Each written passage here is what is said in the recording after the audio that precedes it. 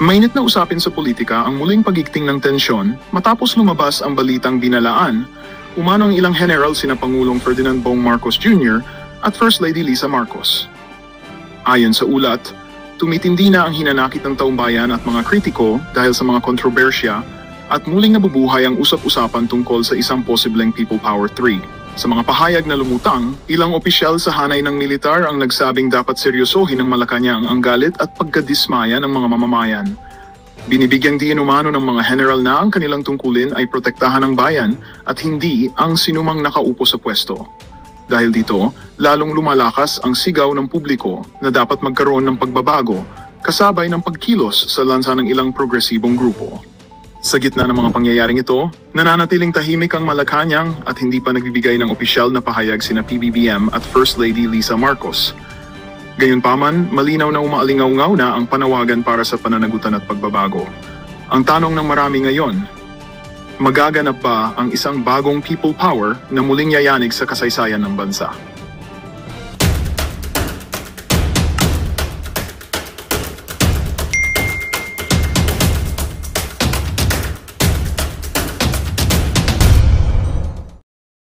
And TV station sa probinsya. Okay.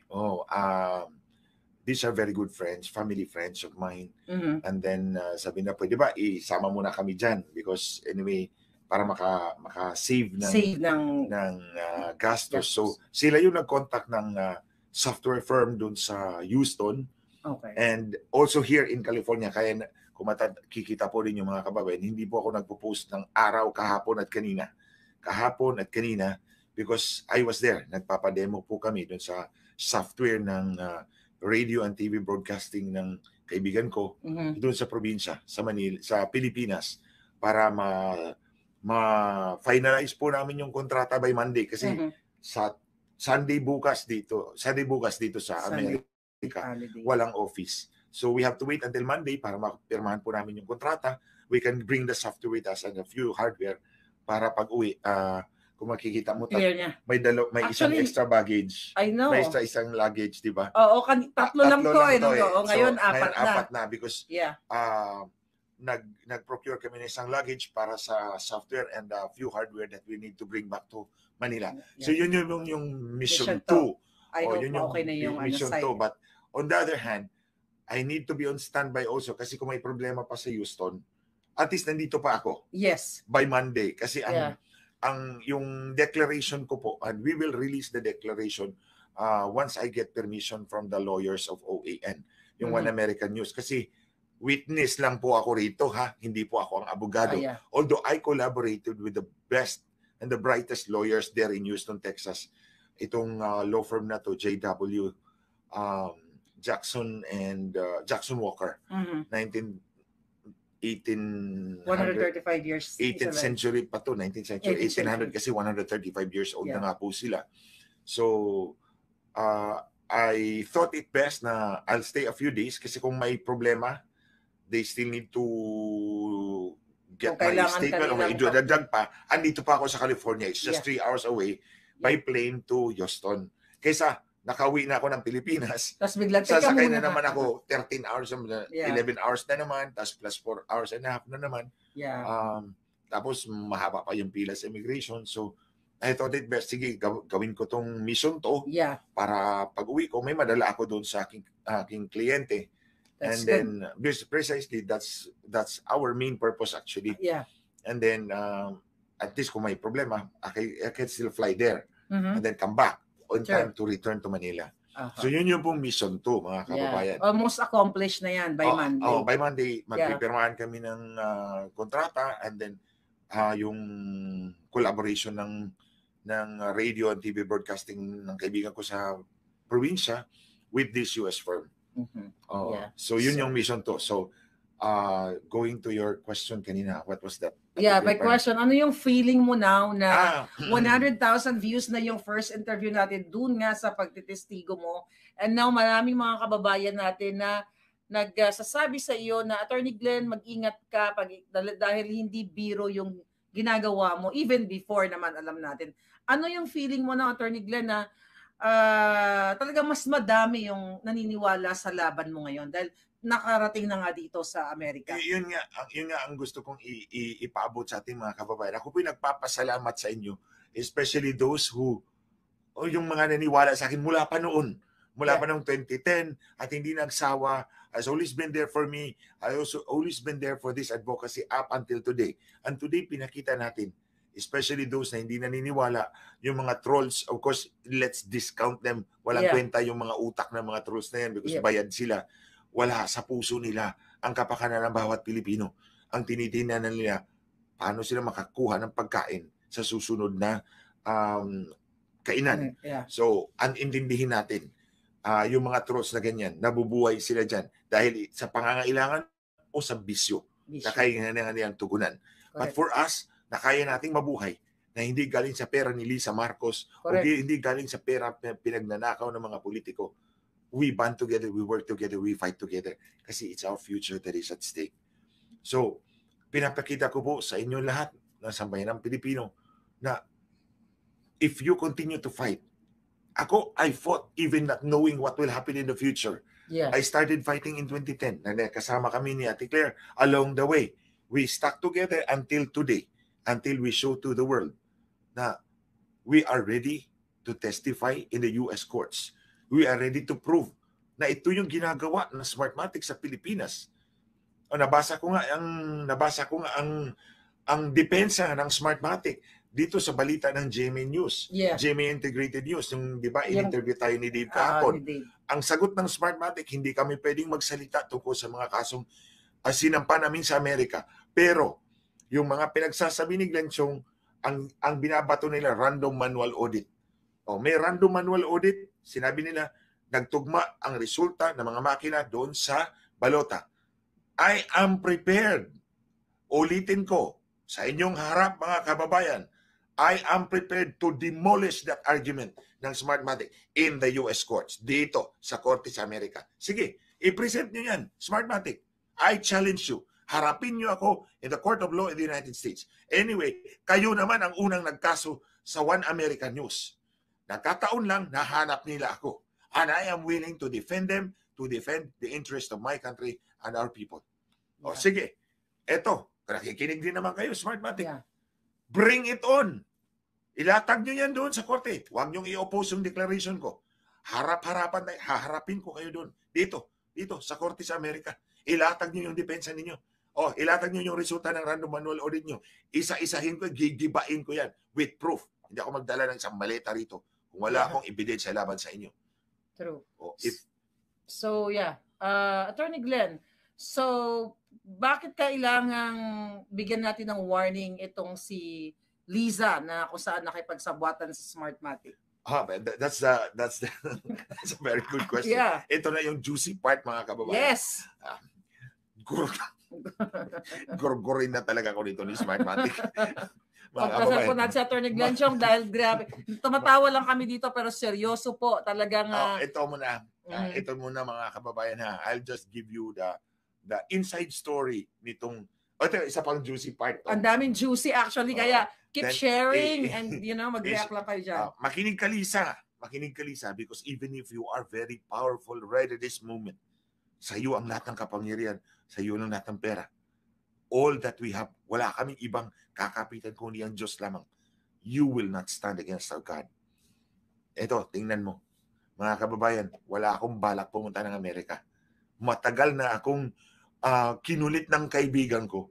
Mag-apply ka na ng visa. Kailangan kang pumunta ng Amerika because nakikita ko pupunta ka doon one of these days.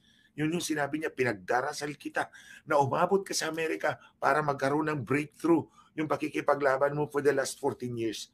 June pa yun. She can come out here, she can tell you na yan ang mga pinagsasabi ko kay Glenn Chong, pinagdarasal ko yan. Na umabot ka sa Amerika para magka-breakthrough yung kaso natin dito laban sa Smartmatic. Pero hindi ko siya, kinulit niya ako ng kinulit, pero binaliwala ko siya hanggang umabot nung October, nung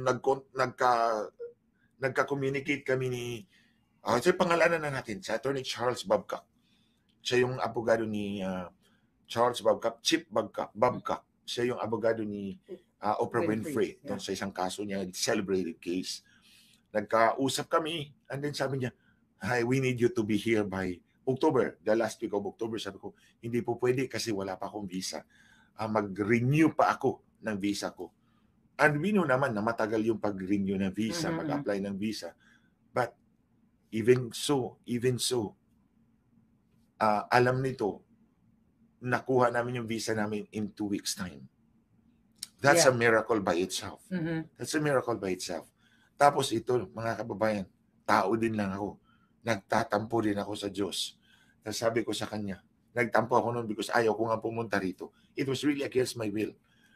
Pero things were conspiring na mapunta ako doon. Yung passport, yung visa nga lang eh. Dapat months yun eh.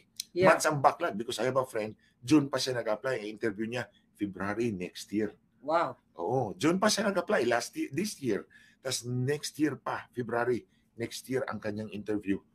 So kami napasok within 2 weeks. 2 weeks. So God's will talaga. Nagtampo ako noon sa Diyos kasi meron akong hiningi, hindi pa naman niya binigay. So sabi, nagtampo ako, sabi ko, ayoko nang pumunta doon, magastos, ganito, ganyan. Tapos sabi ko, nag-text sa akin yung courier, your visa and your passport will be delivered to you. Kung wala ka, you have to receive it personally. Kung wala ka, mag-execute ka ng authorization, ID mo, ID nang tatanggap. Sabi ko, oh Lord, hindi ko gagawin to ha. I will not do it. Bahala na. Suli mo na lang yan sa US Embassy yung passport ko. Sabi ko, Lord, bahala ka na. Ayoko na. Nagtampo na ako sa Diyos. Tapos, hearing ng kaso ni Richard that morning, hindi talaga gumawa ng authorization. Hindi ako nag-leave ng ID.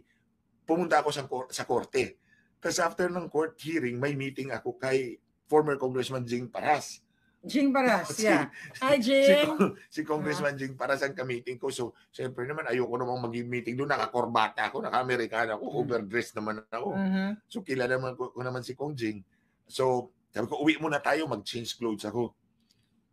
Biro mo mga kababayan, within 10 minutes pag-uwi ko, nag-ring yung doorbell. Pagbukas ko, si LBC.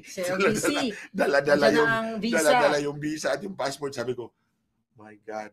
Sabi ko nga, ayoko gumawa ng authorization kasi ang sa akin, sulit mo na lang yan doon sa US Embassy. Ayoko na.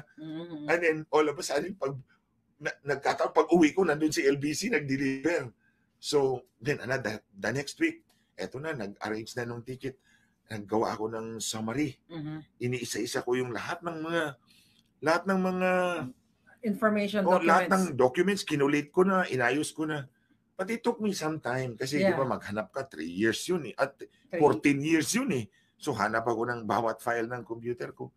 Tapos minsan, hindi pa ako natapos. Pero palapit na yung December 3, yung paalis. Hindi pa ako natapos. So natulog ako ng 1:00. Naku po, 2:00.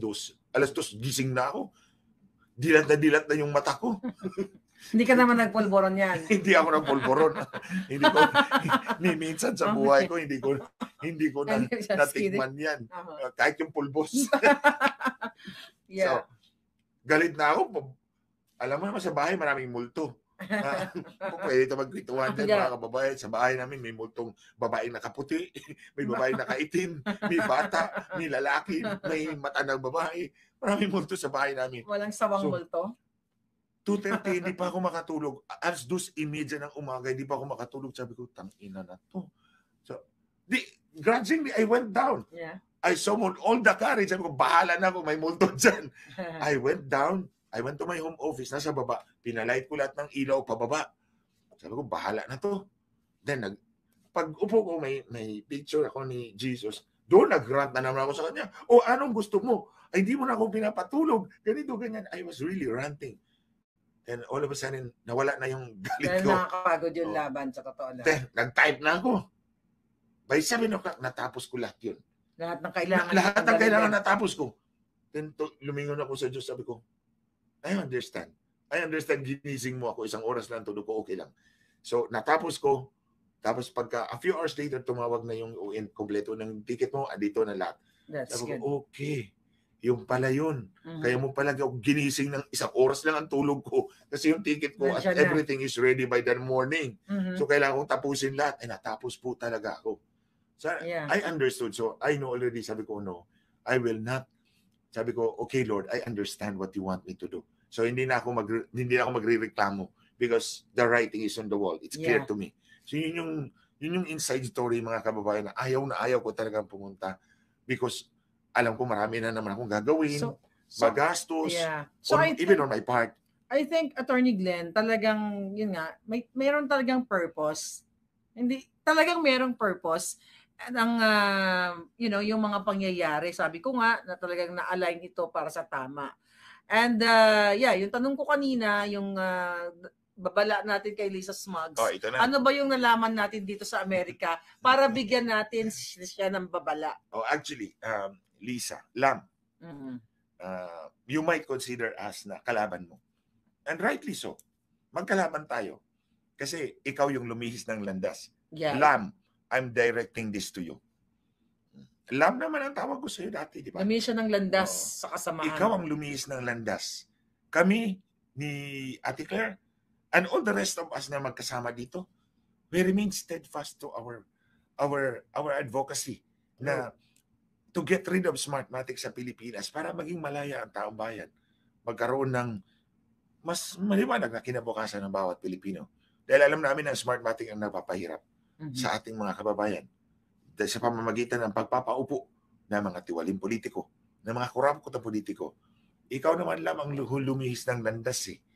So, even so, ibabahagi namin to sa iyo and it's up to you.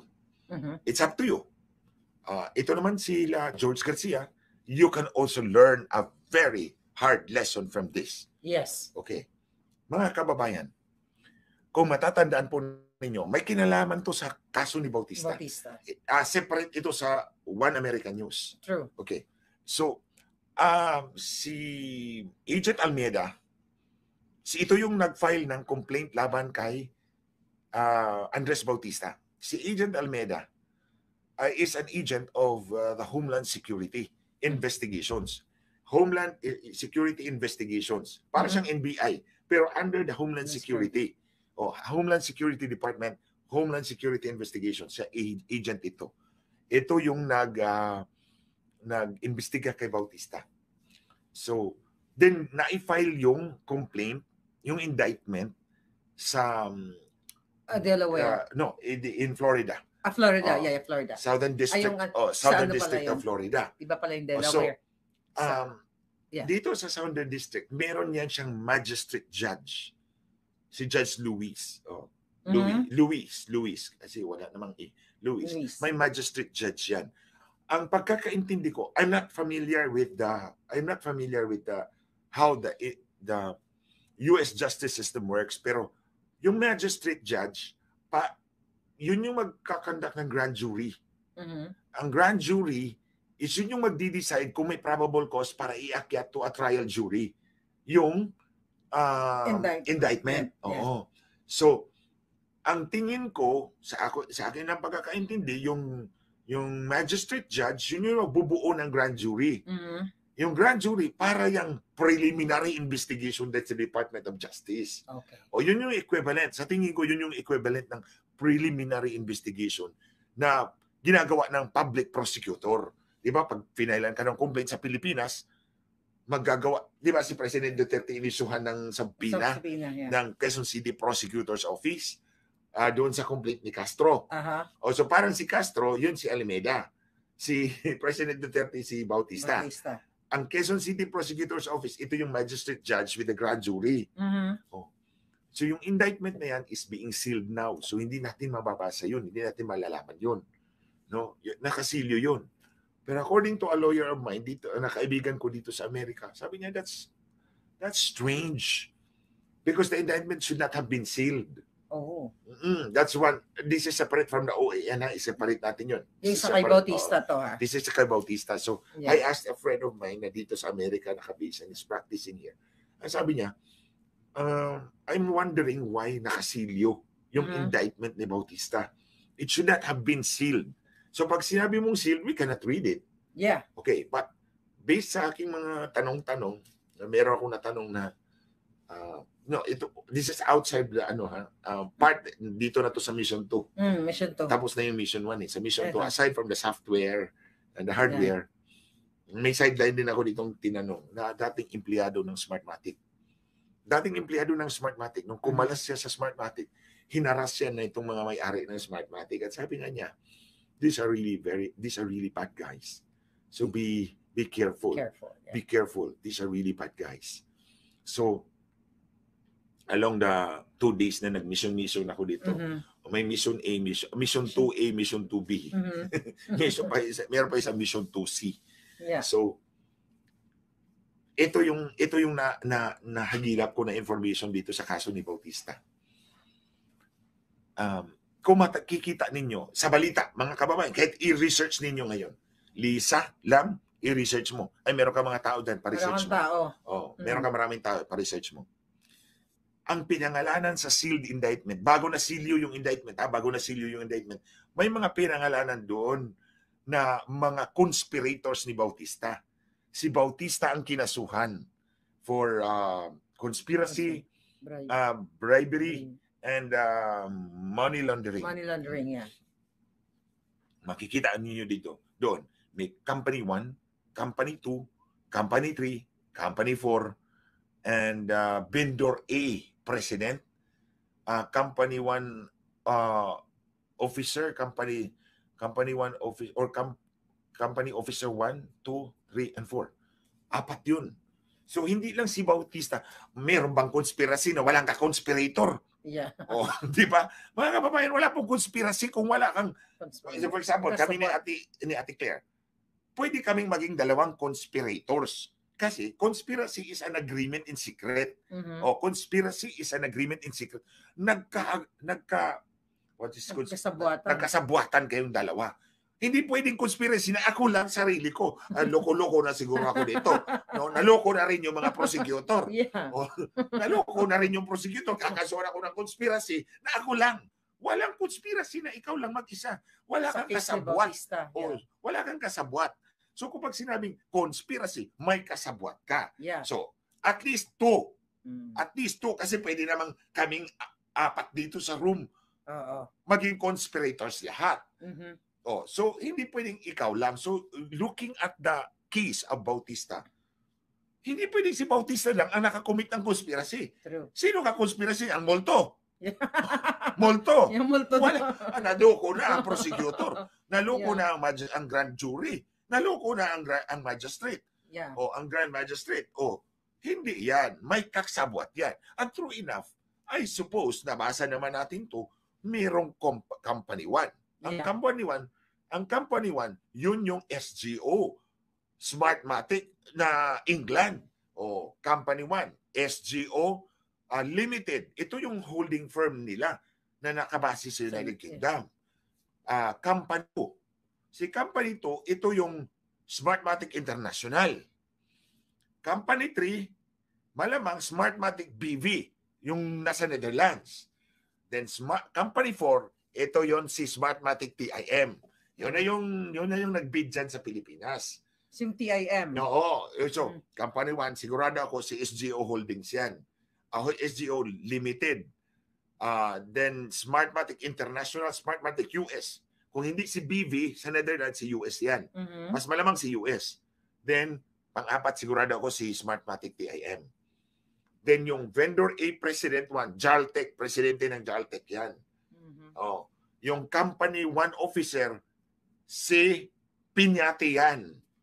Si Roger Alejandro Piñate Martinez. Yung kay Lisa. Yung nakapag-meeting kay Lisa Marcos. Yung Company 2, ang Company Officer 2, si Antonio Mojica yan. Yeah. Yung 3 at 4, di ako sure kung si Herrera yan. Basta may 4 na officer ng Smartmatic, 4 na kumpanya ng Smartmatic. Ito yung mga kasabwat at isang kumpanya sa Taiwan. Ito yung Jaltec. Ito yung na-link kay Bautista. Ito yung silang lahat ang na-link kay Bautista. Kaya sinabi natin mga kabayo, walang conspiracy ng isang tao. Sino ba ka-conspiracy mo? Ang multo. Yeah. Wala namang maniniwala sa iyo diyan kung yan yung kaso mo, i-dismiss yan. So, kung makikita mo si Bautista nakipagkonsaban sa 4 na opisyal ng Smartmatic.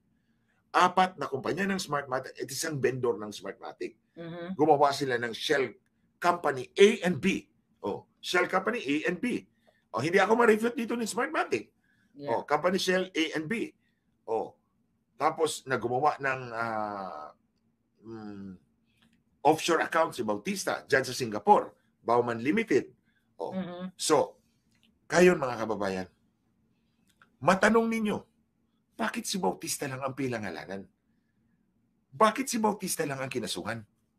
Hindi kinasuhan si Company 1, Company 2, Company 3, Company 4, si Vendor A President, si Company Officer 1, 2, 3, and 4. Anong ibig sabihin nun mga kababayan? Baka nilaglag siya. Ayun, tumpak. Yeah. Ang ibig sabihin nun mga kababayan, nakipag-cut ng deal ang Smartmatic sa US Homeland Security. I-provide namin yung ebidensya laban kay Bautista, huwag nyo kaming pangalanan, huwag nyo kaming kasuhan. Simple lang yun mga kababayan. Kaya, si Bautista ang tanging nakasuhan. Si Bautista ang tanging nakasuhan ng conspiracy, money laundering and bribery. Imagine, nakasuhan siya ng bribery. Sino nag-bribe sa kanya? Hindi nakasuhan ang nag-bribe sa kanya. Siya, the briber and the briber and the bribe giver and the bribe taker. Hindi naman yan. Don't tell me, ang nag-bribe kay Bautista, multo ni Marilyn Monroe. Meron dito. Meron dito. Meron dito sa hotel. Ang multo ni Marilyn Monroe, ang nagbigay ng bribe kay Bautista, hindi pwede yun. So kaya dapat kabakabahan na to si Liza. Ang ibig ko sabihin mga kababayan, kung may bribe taker, may bribe giver. Hindi posible ang bribe taker lang ang iporso mo. Kahit sa Pilipinas, under the Corrupt Practices Act, Anti-Graft and Corrupt Practices Act, the bribe giver and bribe taker should be sued together. Hindi kinasuhan ang Company 1, Company 2, Company 3, Company 4, all Smartmatic companies. Magandang balita ang hatid namin sa inyo ngayong araw. Sa pagtatapos ng aming balitaan, nagbigay kami ng mga mahalagang impormasyon. Maraming salamat sa pagtutok at pagsuporta sa aming programa. Huwag kalimutang manatili sa mga susunod na araw para sa mga bagong balita at mga kwento na dapat nating abangan. Mula sa Boses ng Masa, magandang araw Pilipinas!